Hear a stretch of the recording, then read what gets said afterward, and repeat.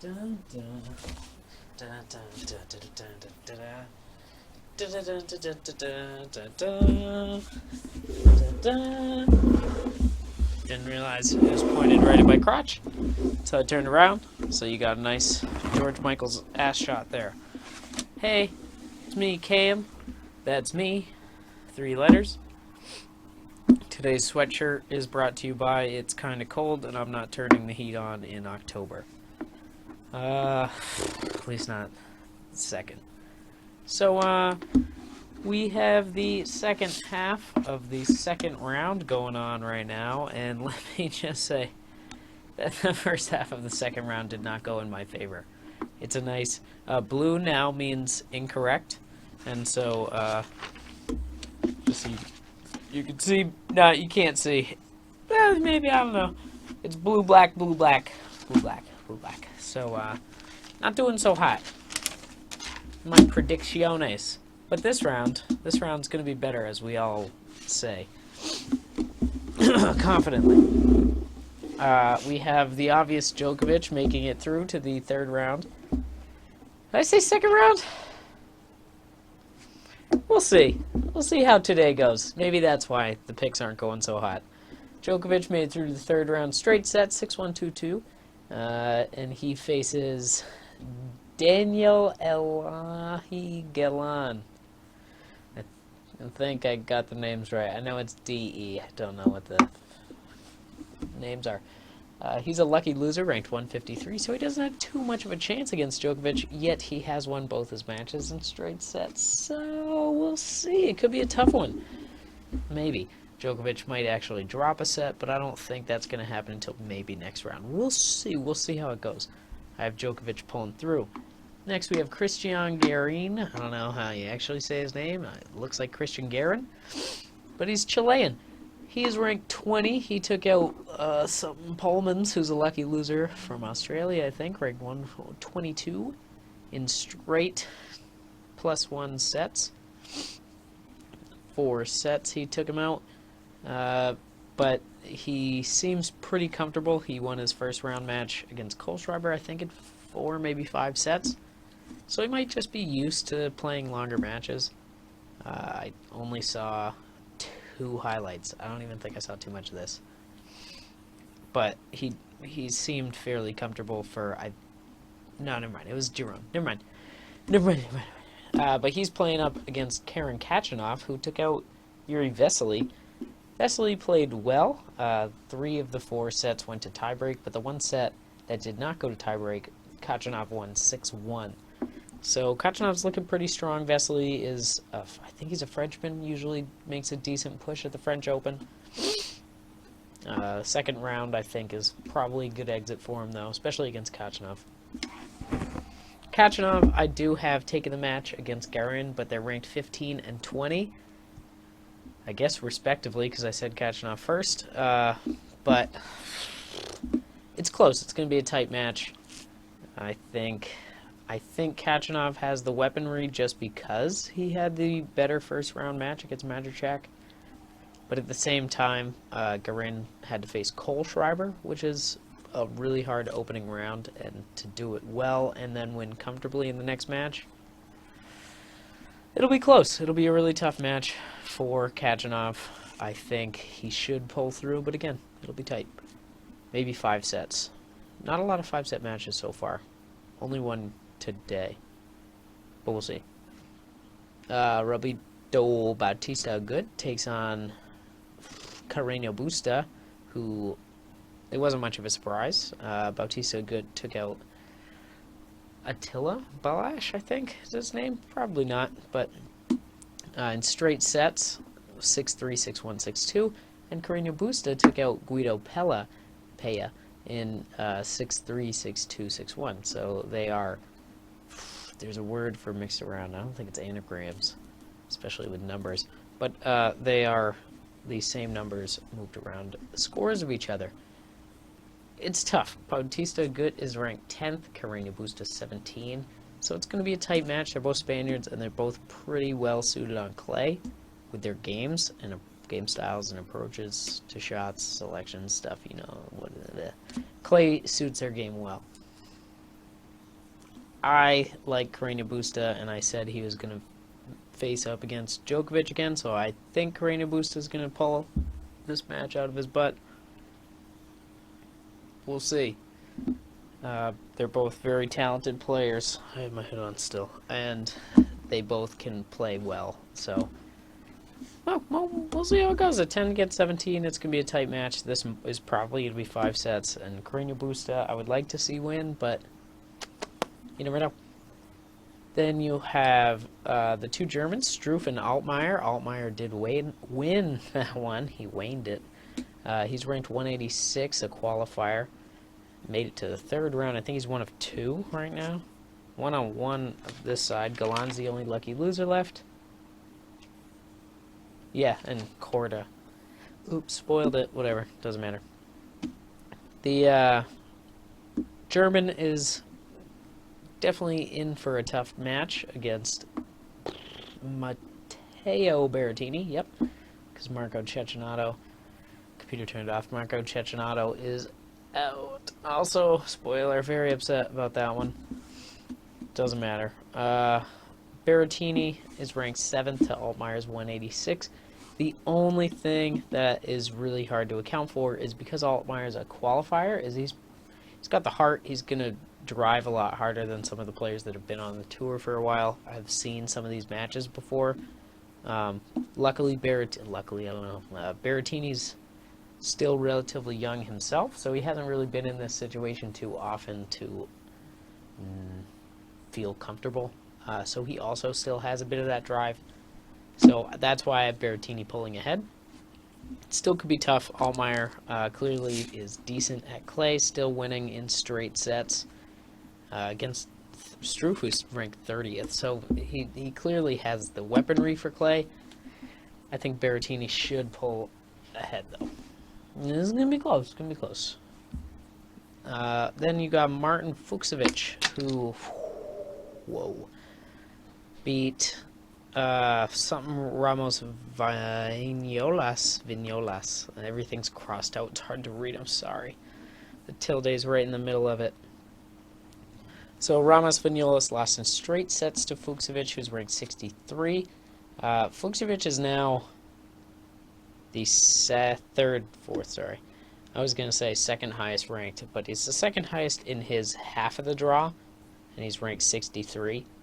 Half of his half of the bracket. God, so confusing. So between the next people he's gonna match up against, he is the highest rank, and we're getting it's a pointless fact. It doesn't make any difference because he's most likely gonna get out in 2 rounds because he's playing against Thiago Monteiro. I think it's an A. Who is a Brazilian, also winning in straight sets in both his first round matches, so it's going to be pretty interesting seeing them go against each other. I think Monteiro does have the clay court game style, it's a little heavier handed with the clay court game style. I don't know, his play is preferable to clay. I don't know the best way to phrase that, but somewhere in there you now get the concept of what I'm trying to say. And I think Fucsovics is more... well, actually, he could be... I haven't seen any of his matches, so he could be doing really well on clay, too. I don't know. I'll buy Tennis Channel Plus next year, and we'll find out for reals. But this year, we're huffing it.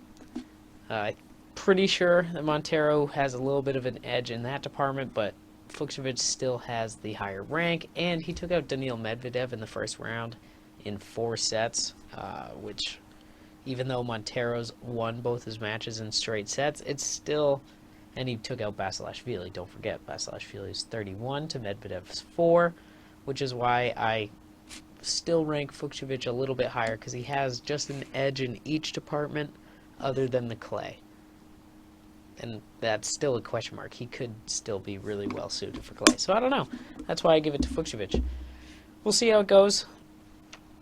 The next matchup is Kevin Anderson, who took out Lajovic in 5 sets. So Anderson has now played, I believe, 2 5-set matches. No, sorry, he took the first guy out in 3 sets. I'm just thinking about his 5-set match. It was tough. He won the first 2 sets, and then Lajovic turned it around and was doing well. The final set, they kept bouncing between, I think it was the Tsitsipas match, so I didn't see too much of the final set. But the 4th set was really solid. Kevin Anderson actually seemed really strong. So I think he's going to give Rublev a little bit of a run for his money. But Rublev is still fresh off the Hamburg Open win. Won the whole title. And that shows he's got a little bit of skill on clay. He's young, so he still has the legs behind him, even though that was just before he won. Like, I think he played the next day after winning the Hamburg Open. So his legs are pretty soft. That being said, Anderson is one of the older players on tour in this Open, and he is he could be at that point. Although he didn't play it, he lost the U.S. Open. He could have the legs to pull this out since he's only played the 1 5-set match. But Rublev has 2 3-set matches under his belt. My goodness, I don't know why I'm just talking to my butt. He did the Query 5-set match that I talked about in that first video. So this could be really tough, actually. Rublev might. I didn't think this one through. I guess I thought Rublev had 2 3-set matches. I'm still going to stick with Rublev. I'm going to stick with him. Though I think maybe this could be more of a 5-set match, similar to the Query match, where Rublev waits Anderson out of most of his big weapons, mostly forehand and serve. Kevin Anderson is a really, I don't think he's much of a serve and volley player, but he's a really specific serve and setup player. So it'll be interesting to see. That was a cool spin. I don't think it was captured. Oh, maybe this. I don't know. It doesn't matter. Caught it. I was super pumped. It was an exciting day. I have Andrei Rublev winning that, though Kevin Anderson should, think about it, give it a much bigger run for his money. Now, Carballés Baena, the 101st seed, Miss Scusi, took out Denis Shapovalov in 5 sets. And the thing that's frustrating me the most is that I've seen that Shapovalov is upset with the line call in the, I think, the 5-4 game when he was serving at 5-4, which was fair. It was close. I think Hawkeye confirmed it as out. It's frustrating, but I mean, it's clay. You play that way. Some things are hard to determine, and you just kind of leave it up to what you can see. Anyway, no point discussing that. It shouldn't have even happened because he did not try in the 5-3 game where Carballés Baena was serving. Did not try. It was, I think he got 1 point because he returned the serve. It was a first serve he returned hard. So Carballés Baena, just like Carballés Baena, there's the accento over the E. So Carballés Baena, I think, hit the shot line. It was something to that effect, where it was like the only time Shapovalov hit a second shot. And it was just like, oh, he's actually playing a point, and he hit it out. It was a 40-15 game that Carballés Baena won, and Shapovalov was walking towards his bench before like the point was over. Like he was very confident in his serve, which is nice, but he didn't try at all in a game that could have closed out the set. Whole set right there in a 5-set match. Didn't try. So it's just a little frustrating. Not a huge fan of that tactic. I do like the confidence in the serve, but at the same time you give your opponent the whole game to build momentum and like, okay, this is how I'm going to build his serve. This is how I'm going to break it down on this point. This is what I'm going to do here. I just don't like it. Win every point, fight every point. I don't get what you're doing. Anyway, he's out now, so it doesn't matter. And Carballés Baena is going up against Grigor Dimitrov, who had a fairly easy match against Martin. I don't know his first name. The 102 seed, who took out João Souza, I gave a little bit of edge. Nah, I thought Dimitrov had it the whole way, but I thought maybe Martin would get a couple sets just because, I mean, second round, it's always exciting to see a relatively low-named player make it, and they usually give a little bit extra, but it wasn't a match I saw, so I can't say whether or not he did or didn't. It just, from the resulting score, it seemed like there was one close set. It was 6-4, 7-6 in a tiebreak, whereas 7-5, so as close as it gets in a tiebreak. And 6-1 the final set. So it just looked like maybe there were two close sets of action, maybe just the one tiebreak. And then Dimitrov had his way. Just kind of kept going with the Dimitrov train. That being said, Dimitrov's only ranked 18th, so he doesn't have, though he does have a good draw to get into maybe a quarter or semifinal. He doesn't have the best year to win it because Nadal and Thiem are both looking destructive on their sides of the draw. So I think that's the winning side. Unfortunately, I think this side is just can of fodder for them. I do have Dimitrov beating Carballés Baena, though. Now, Milojevic and Bedene was a nice four-set match. Unfortunately, it went for Bedene, Alihash Bedene. Not the Milojevic I thought was going to win, Mr. Microphone. Not that. Man. The 56 seed took him out 4 sets. One set went to a tiebreak, which I think this was a side that had the tiebreaks. Yeah, Khachanov had 3 in his match. And otherwise there were 3 more. 3, 4, 5 more. So, yeah, Bedene shared one of the 5 there, outside of Khachanov's 3.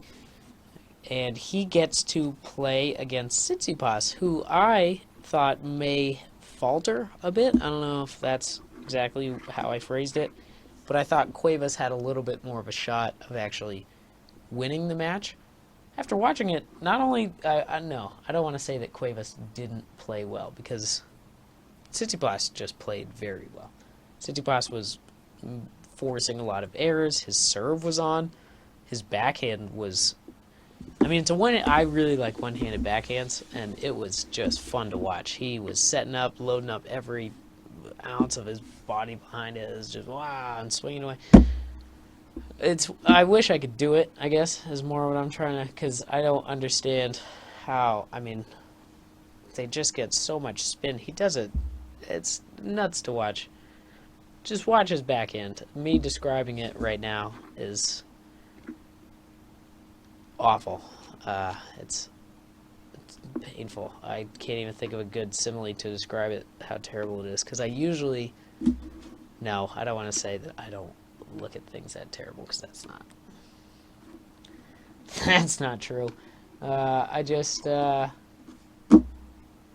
Words, I don't want to give it any thought outside of, oh my god, it's just not tennis related, so I guess my brain can't process good tennis, French Open stuff. Man, I'm gonna have to edit that. That is just terrible. And on the last person too, like of all times to edit that, maybe that's just the ending, is me drifting into insanity. No, because I didn't say if Tsitsipas is going to beat Bedene. If he brings any ounce, any bit of the tenacity brought against Cuevas, because he did. He looked dominant. He was just controlling almost every point.